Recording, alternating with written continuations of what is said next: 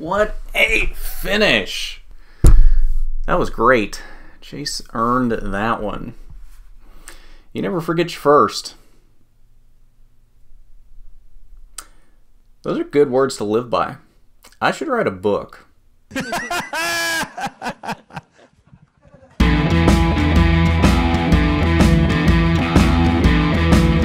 Hello and welcome into this week's edition of the Monster Energy NASCAR Cup Series Rewind Show right here on Racing News Now. As always, I'm your host, Garth Allen. Thank you once again for joining me today. If this is your first time catching a Racing News Now video, consider going down below and hitting that subscribe button and ringing the bell for notifications so you don't miss a thing going forward from RNN. On this channel, we discuss lots of motorsports, namely NASCAR, ARCA, IndyCar, and Formula One. On today's edition of the Cup Rewind, we're looking back at today's 33rd annual Go Bowling at the Glen. 90 laps, 220.5 miles around the 2.45 mile road course, Watkins Glen International in Watkins Glen, New York.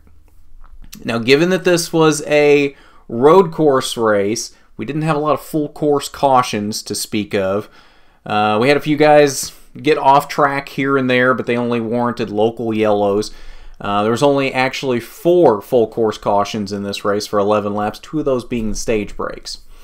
First caution came at lap 5 when Eric Almirola spun off of turn number 7, entering the front stretch. So that would be the first caution of the day, and the only incident warranting a full course caution in stage number 1. Stage 1 concluded lap 22 with Martin Truex Jr. taking the stage victory. He was the only one of really the 4 cars that were the fastest in this race that didn't do the differing pit strategies. Same thing we saw at Sonoma, where most of the front runners pitted with about 3 laps to go before the pits closed, coming to the end of the stage. Truex was the only one that didn't do that, whereas Kyle Busch, Chase Elliott, and Denny Hamlin all did pit with about 3 laps to go. That way they were on a bit of a differing pit strategy, get your track position back, and you're ready to go at the beginning of the second stage. Stage 2, no full course cautions in Stage 2 whatsoever. That ended at lap 40 with Chase Elliott taking the stage victory this time. With the fuel window playing out in this race how it didn't make a lot of sense for these guys to use the same strategy at the end of Stage 2 as they had at the end of Stage 1. Because I want to say the fuel window was like 35 laps, with the final stage being 50 laps. So it wasn't going to do them a lot of good to pit at the end of Stage 2. So these guys didn't really do that. So we saw a really good battle in Stage 2 between Chase Elliott and Kyle Busch. Chase Elliott winning out in that one to win the stage. Stage number 3 was 50 laps, and we did see 1 full course caution in that stage, that coming at lap 55 when the 32 of Matt DiBenedetto stopped on the track over in the inner loop, or the bus stop, as we used to call it in the old days, whatever you want to call it. It's what used to be turn 5, 6, 7, and 8. I'm not really sure why they don't give it turn numbers anymore. It's just the inner loop now. So I never really heard an explanation on that, but whatever. So that was the only caution in the third stage, the only full course caution. And we got to see a really good battle between Martin Truex Jr. and Chase Elliott for the victory in this race. Came right down to the last lap. Truex had some problems coming to the white flag through the inner loop, and it looked like Chase had the race won at that point. He had about a second on Truex after Truex's problems in the inner loop coming to the white flag. So it looked like as long as Elliott didn't have any problems on the last lap, he had this race won. Well, as you'll see here, going down into turn 1, he bounces the tires into turn number 1, doesn't really have any control over it. So instead of spinning the car, he had 2 options. Either spin the car into turn number 1 or throw it out of gear into neutral, and that allowed him to keep control of the car, but he lost a lot of momentum doing that. It caught Truex right up to the bumper of him, but Truex wasn't quite able to get by him at that point. And then Truex runs out of gas coming out of the carousel out of turn 5. So Elliott wins either way just by getting back around with enough fuel. Chase Elliott picks up his first career victory in the Monster Energy NASCAR Cup Series. It was beginning to get to the point where I thought we might not ever say that. 8 second place finishes, And that was weighing well on his mind as he had that stat to pull right out in the victory lane interview. He knew how many second place finishes he had. He knew how long he had been trying for this. And that, I'm sure, is a huge weight off of his shoulders to finally get his first career Cup Series victory in his 3rd season. Lap leaders on the day: Chase Elliott led the most laps with 52 laps. Kyle Busch led 31. And they led the vast majority of the race because that totaled up for 83 of the 90 laps. 4 laps went to Martin Truex, 2 to Denny Hamlin, and 1 lap was led by Jimmie Johnson. All right, so let's get into your results on the day. As we've already said, Chase Elliott is your winner in this one, his first career Cup Series victory. Martin Truex, even though he ran out of fuel on the final lap, still comes home in the 2nd position as there was a 20-second gap from Chase Elliott in 1st to Kyle Busch back in 3rd at the end of this race. Kudos to Kyle Busch, though. He really fought his way back through the field after some pit road problems on the final pit stop. Basically fought his way back from last on the lead lap, so back around 25th, all the way back to the 3rd position at the end of the race. I gotta wonder what kind of run he could have given Chase at the end of this race had he been a part of that battle for the win. Daniel Suarez with another strong finish. He's put together a few of those lately, slowly trying to claw his way into the playoffs. 4th for Daniel Suarez, and then a 3rd Gibbs car in a row there to round out the top 5 in Eric Jones. Rest of your top 10 were Kyle Larson and Jamie McMurray, the Chip Ganassi Racing teammates. Another Hendrick car in the top 10 in William Byron in 8th. He really seems to have been hitting his stride lately. He's another one that's had some good finishes of late. And then the highest finishing Fords on the day were the Stewart-Haas cars of Kurt Busch and Kevin Harvick to round out the top 10. 11th through 20th, we see a 3rd Stewart-Haas car in a row here in Clint Bowyer in 11th. Ryan Blaney there in the 12th position. Denny Hamlin just kind of really fell off at the end of the race. 13th for him. Wasn't quite able to make it back from his pit road problems that he had late as well, and could only get back to 13th. Did not quite make the charge through the field that Kyle Busch did. The 3rd Hendrick car comes home in the 14th position. That is Alex Bowman. Brad Keselowski had a very off day, comes home in the 17th position. 21st through 30th, we see the 4th Stewart-Haas car down here, Eric Almirola in 22nd. Never could quite recover from that early spin. Had a decent starting spot there in the 7th position, but never could quite fight his way back through the field after that early spin. Bubba Wallace came home in the 25th position. First car 1 lap down. Daytona 500 winner Austin Dillon came home in 27th. Paul Menard 28th. Matt Kenseth with a very off day, 29th. Jimmie Johnson had a spin late as well. He comes home there in the 30th position. He had a very similar spin to the one that Eric Almirola had off of turn 7. Oddly enough, though, they threw the caution for the Almirola spin on lap 5, but they didn't for the Jimmie Johnson spin with, would have been about 5 to go. So I'm not really sure what the deal with that is. I know a lot of fans complain about NASCAR's consistency. Well, I mean, they weren't very consistent in that case. I'll give them that. And then the last page, 31st through 37th. Spencer Gallagher made his Cup Series debut this week in the 23 car for BK Racing, 35th on the day. And down here in 37th, Joey Logano had an incident. Lap 1 went off track in turn 6 through the sand trap, then came down pit road to fix the issue. On the repair clock, is it 6 minutes this year? 6-minute clock on pit road to get the damage repaired. Then they took it behind the wall, and per NASCAR rules, if you take it behind the wall, you're done. So that was a bit of a miscommunication on their part, and that would be the end of the day for Joey Logano. Comes home in last in 37th.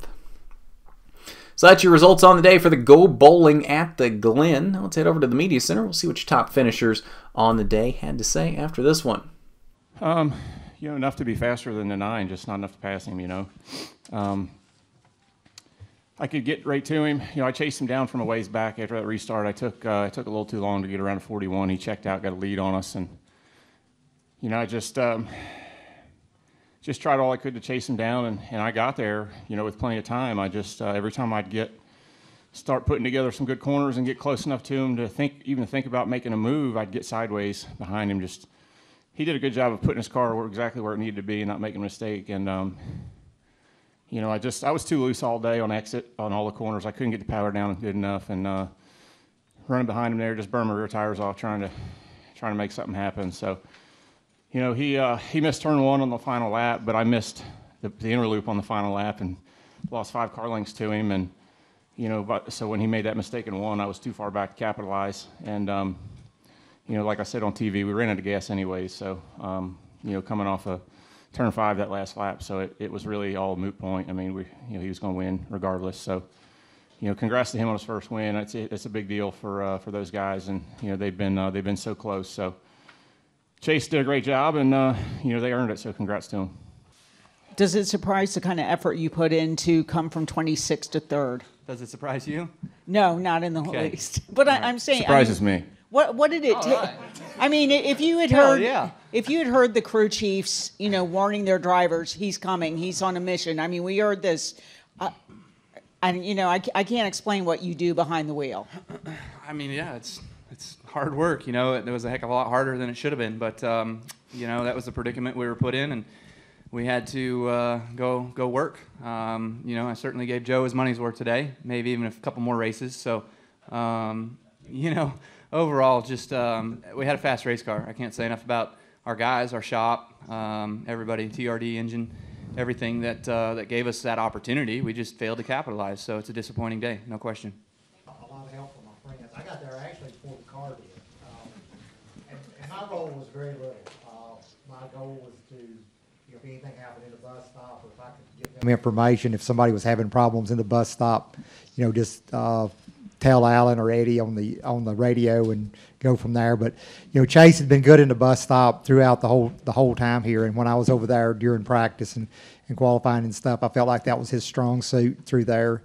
And you know, I know the first couple of runs they went out, they had some issues with the front, and finally got all that sorted out in the second practice. I felt like I think they made a 10-lap run. I felt like in that he was pretty good. But you know, I tried not to get any emotion at all there the last, you know, 20 laps or so. Just try to, you know, watch cars and see what people were doing. You know, there was a couple of cars having a few issues, but you know, I knew a couple of places traffic was going to play a part, but you know, they finally, I know the 00, and there was another car over in the bus stop, kind of got him bottled up there one time, and Martin made a lot of ground on us, but it all worked out. I mean, I couldn't see turn 1, the issue there on the last lap, so, but regardless, you know, with the way it worked out, I didn't know who was going to run who out of gas, and you know, luckily we run Truex out of gas, and you know, even if he'd have done something there and won, we'd have probably beat him back, you know, hopefully anyway. But the way we beat him today, that was even better. But Kyle would have been very good too. Kyle,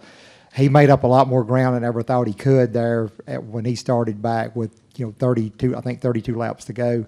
So it was kind of a weird day, but you know, a lot of luck was on our side.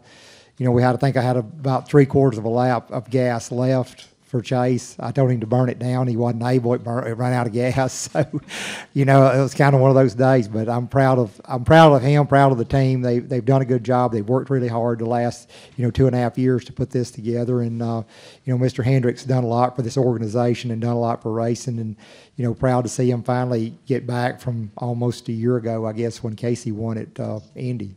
Oh, for sure, definitely. You know, a lot of relief, a lot of emotion in general, but you know, definitely relief, I would say, would be one way to describe it. It's been, you know, I've left these races pretty down, you know, over the past couple of years at times, and had some great opportunities. And I think that, you know, you just have to realize, and we run second 8 times or whatever it was, and I think kind of one thing I tried to beat in my head was that you don't run second 8 times by luck and take it for what it is, but that's just the truth. You just don't. So you have to realize that you were in those positions for a reason, A, and B, if you're in them at one point in time, you can get back to them and learn from whatever it was that prevented you from ultimately getting a win and try to correct it to do so. And learned a lot about myself the past couple of years. I've learned a lot racing in general. Felt like I felt like the end of last year I was probably at the top of my game that I've ever been racing as a race car driver in general, and felt coming into this year with a lot of confidence and knowing that I felt like we could compete with these guys, and haven't had the year that we were hoping for, but the past few weeks have been encouraging, and felt like we've been running more like we did last fall, which is really nice, and no reason why we can't do that more often. Always good to see the excitement after a first win. Congratulations again to Chase Elliott. All right, now let's look at your playoff grid following this race before wrapping up here tonight. And as you will see, obviously Chase Elliott has moved into the winners column. That bumps him up to the 5th position per playoff points, as he has the most playoff points of anyone with 1 win on the season. And nobody really changed below that. Everybody between Kurt Busch and Eric Almirola just bumping down 1 spot as Chase moves up into the winner's side. The cut line has widened a bit more this week as Alex Bowman now 62 points up on Ricky Stenhouse. Daniel Suarez bumped up a spot to the 19th position over Ryan Newman, so he is slowly inching his way up there. But again, I think at this point, with 4 races to go until the playoffs, every single one of these guys needs a win at this point. You're not going to point your way in at this point. With as few races as we have left until the playoffs, every single one of these guys outside the playoffs, if they want to get into the playoffs, they have to win a race. If you're Ricky Stenhouse, if you're Paul Menard, you're Daniel Suarez, Ryan Newman, William Byron, any of these guys outside the top 16, you have to win a race because you're not going to point your way in at this point. It's going to take a lot of bad luck out of Alex Bowman or Jimmy Johnson to get any of these guys to point their way in at this point. All right, so that's your playoff grid following the Go Bowling at the Glen, and I think that will do it for us tonight.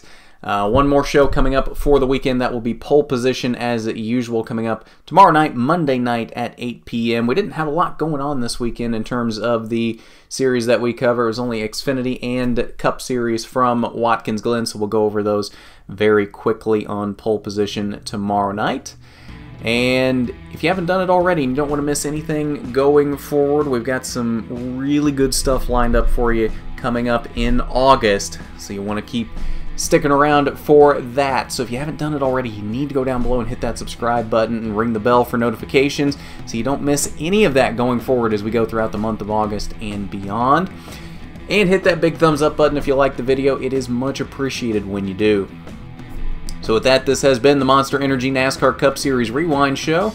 I'm Garth Allen for Racing News Now.